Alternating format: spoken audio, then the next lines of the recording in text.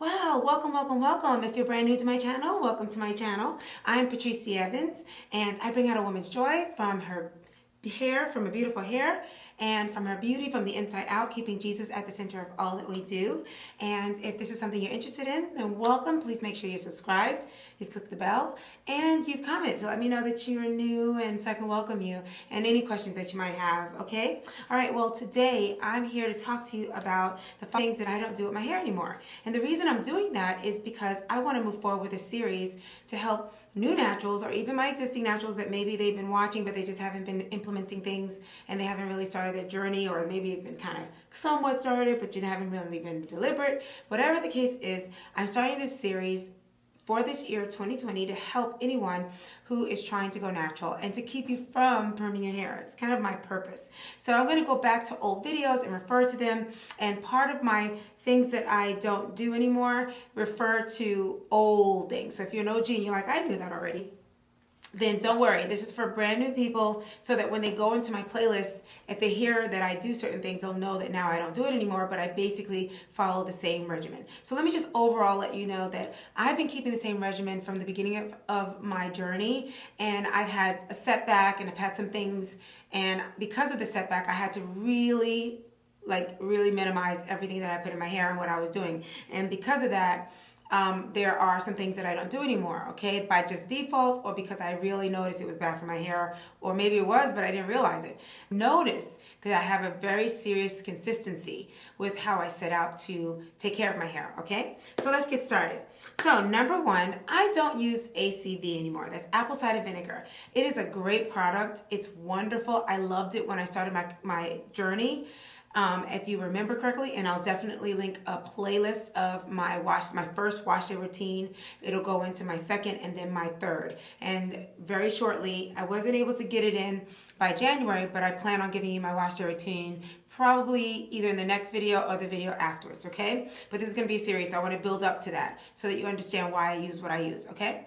So basically, I used apple cider vinegar because I really thought it was wonderful for clearing my scalp.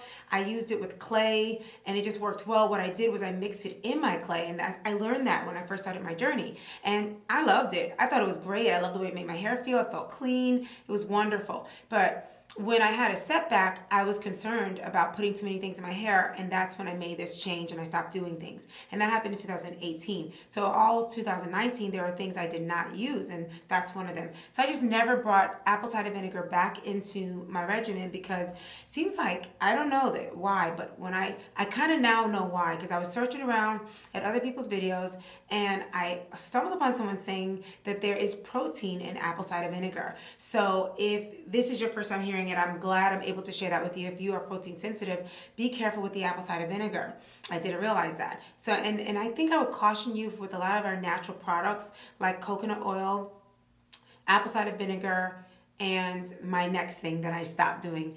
Really look at the natural products and look them up to see what proteins they might have in them, even if it's natural, okay? Because that's how I got slipped up, because I'm so into natural stuff for my hair, okay? So if you're new to my channel, I have my own natural hair product line, ayurvedicurls.com, and I built my own product. So second thing, so apple cider vinegar I stopped like completely. I haven't done it all of 2019, the second half of 2018, and I feel like my hair started to flourish after stopping it. And you know what happens in our journey a lot of times is that we don't want to believe that it could be that was a problem, but I really believe that might have been a problem. I never knew why until I just saw a video of someone saying that. So be careful with that, okay? So number two, rice water. You already know that if you're an OG. But if you're brand new to my channel, I have some videos, and I'll link them at the end, where I actually had rice water damage. And I would caution you, if you are protein sensitive, which you'll find out as you watch these videos, this series. I'm going to talk more about how to find that out and all that stuff. Okay. Wow, I don't have my ring on. I was probably, oh, I know. I got my nails done today. By the way, a little side note. Broke this nail and broke this nail, so I had to get my nails done over. My nails were perfect for so long, but so I had to dip my hand in some stuff, and I don't have my ring. Okay, back to what we were talking about. So I had a rice water damage in 2018. It was a really crazy year for me and didn't understand what was going on. I was one of the first people to say that we should use it in our hair for the black the African American kinky curly hair community because I saw the benefits. On paper, it looked like it was perfect for our hair. And it looks like some people really are flourishing with it. However, if you have fine hair, if you have low porosity hair, it's very likely that this is not good for your hair. And there's going to be plenty of people, because it was a big trend. I noticed there's a lot of quietness going on because I'm sure a lot of people don't want to admit that it really damaged their hair. You know, I've seen some people all of a sudden, you know, they're not talking about it anymore, you know? So the truth is that I'm gonna keep it real. It broke my hair. I actually got damaged hair. I caught it enough where I didn't have to go through a TWA, but I ended up having to cut a few inches off my hair, and I was really working hard to keep my hair, make it grow. I was growing it out of TWA, which is the teeny weeny afro if you're new. And I was so proud. You guys all know how hard I worked, and I finally got to a nice length with my hair, and then I had to cut hair off, which actually taught me something new about my hair. Okay, so that's something new. Brings me to the next thing, is that I don't go long periods of time without cutting my hair anymore. I learned from that rice water damage when I cut it, and that's why a lot of people who you see on YouTube, they have this full beautiful hair. It's because they did the big chop. I don't think I did a big chop.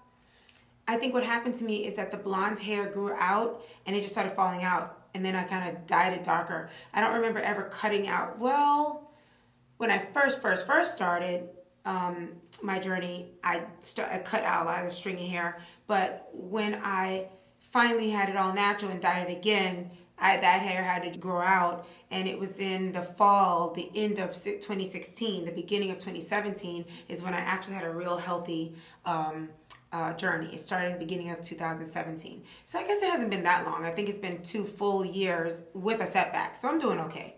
By the way, this is not my hair. I'm doing something called the greenhouse effect, because on my ends, and you all know when I wear my hair like this means that I'm doing a hot oil treatment, but because it's been cold out, I don't want to leave the puffy hair ponytail out. So I covered it with a plastic bag, and then I put my satin scarf on, and then I put some hair on top to go do my nails today because I had to leave the house. So I'll let you know how I do that. If you want me to do a video showing how I do that, I'll comment below and I'll show you how to do that. Okay, so, and I will talk to you more about my hair also at the end of the video, so stay until the end.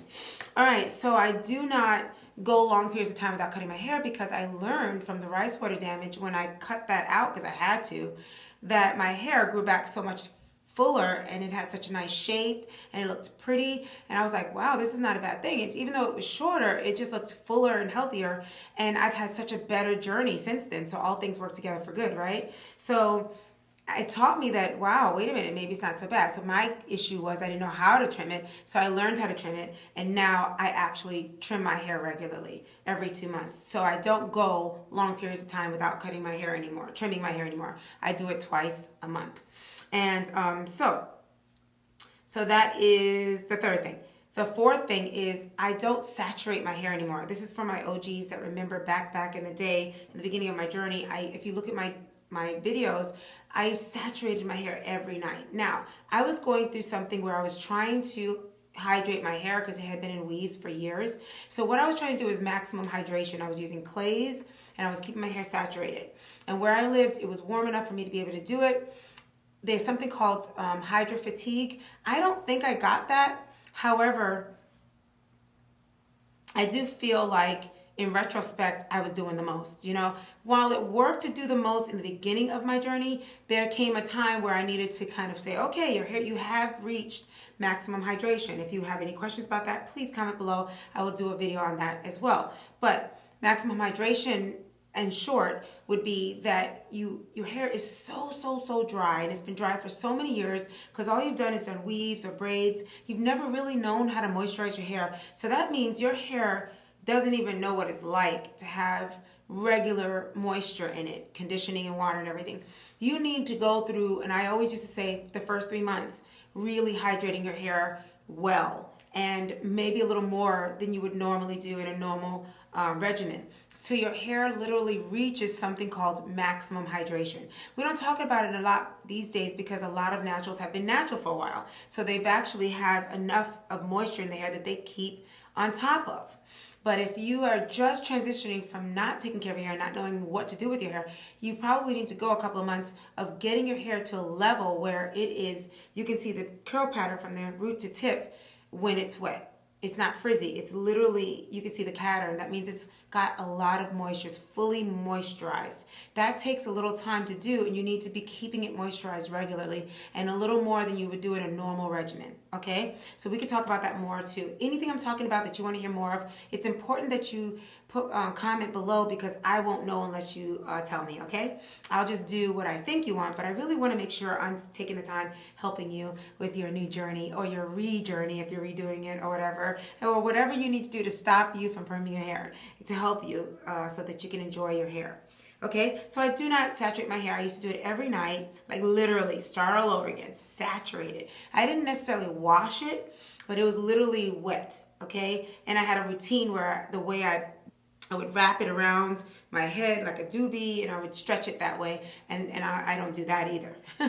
So I do not stretch my hair the same anymore either. So I don't wet it, and I don't stretch it the way that I used to anymore. I also don't use Kinky Curly Curling Custard anymore because I have my own gel, so I don't use it anymore.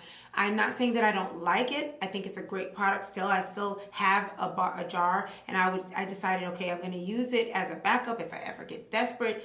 I don't know if I'll ever need it, so I put it on the fake hair, you know. I just don't know when I'll ever need it. And it does have a shelf life because it's natural, but I don't need it. I absolutely love mine better, actually, than the gel I had before. So I do not use Kinky Curly Curling Custard. Once again, if you're an OG, you already know that. But anybody new, if you hear me talk about it a lot in my old videos, just know that I don't use it anymore. Okay? I also don't use baking soda anymore. There was a time when I used baking soda because I learned that it lifted your cuticles so that you can get the moisture in, and I thought it was great. I feel like I didn't get damage. I don't feel like I got any damage from it. However, I did feel like I found an alternative to that, because now I do something different to lift my cuticles to get the moisture in. I don't have to use that anymore, and I don't have to worry about anything like that that could be too harsh on my hair. So I don't use baking soda anymore. And last but not least, I do not compare my hair to other hair types or anything like that anymore in my daily life. And I'm noticing that I don't even watch certain videos anymore. And I'm going to list the ones that I don't watch. In other words, I'll be watching the video. I won't even click on it for some of these reasons. I'm going to list some of the reasons why I don't. And when I'm watching it, once they start doing it, it makes me cringe so much that I click off, because I can't even watch it. Now that I know my hair so well and I know what it can and cannot do, I'm so clear in my mind as to what you need to do to take care of your hair now. It's amazing to arrive at this place that when I see someone doing certain things, they could look like they have it together. They can sound like they know what they're doing. I can now finally tell who knows what they're talking about and who doesn't. And there is a big YouTuber that I adore that's just realizing that she's been over manipulating her hair. And I was thinking that. I was like, how in the world is she able to get away with that? And I just always say to myself, well, my hair is different. Like, I always say that. And you need to say that. Maybe she can, but my hair is different. You have to always know when you can't. So I was like, I guess she could do it. I can't. And then I'm listening to her, and she says, you know what? I need to take care of my hair more. And when she says what she's not going to do anymore, I'm like, you don't even have a very solid regimen. She never really had a solid. When I hear the things she's saying she's not going to do anymore, I'm like, you were doing that? How is your hair on your head? So there are some YouTube videos, I'm going to tell you now, if you're a new natural or if you're trying to get back on track, they're wrong for you and for me. They might be right for them. If you have fine hair that's low porosity, and there are levels of low porosity, I think I'm very low porosity. You really have to watch people with fine hair and low porosity. Okay, like my channel and other people, and it does help to have your texture too, because your type, because if your hair is of a different type, that does make a difference in how dry it is and how it's able to retain moisture and grow and retain length. So you're going to wonder why theirs is and yours is. And it does matter. The typing does matter for retaining length. I don't 100% understand it. I think it has to do with, I guess, dryness and how the oils can come from the scalp to the tip of your hair. I don't know, but I stay away from those. I watch them for fun maybe, but not to learn from and not for my hair because I know my hair now. So these are the things, these are the videos when they start to blow dry their hair. So if I'm watching a wash and go, and I'm like, oh, wash and go video, cool. Watching. Oh, she bands like me. Then she takes the band out. Y'all might have heard me say this. And takes the blow dryer. No. Takes the blow dryer and then blow. Why did you band it if you were going to blow it? So then I'm watching another wash and go.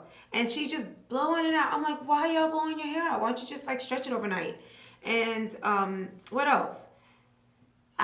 So I like watching some of the weaves, but I don't get how you could always have a weave all the time. For me, not for them, but for me. So I can't watch videos where that's all they do. I'm curious about, so what's going on under that weave? Are you taking care of your hair? It kind of irritates, you got that little thing, you're like, so I can't really enjoy that long term because I'm really curious about the hair underneath.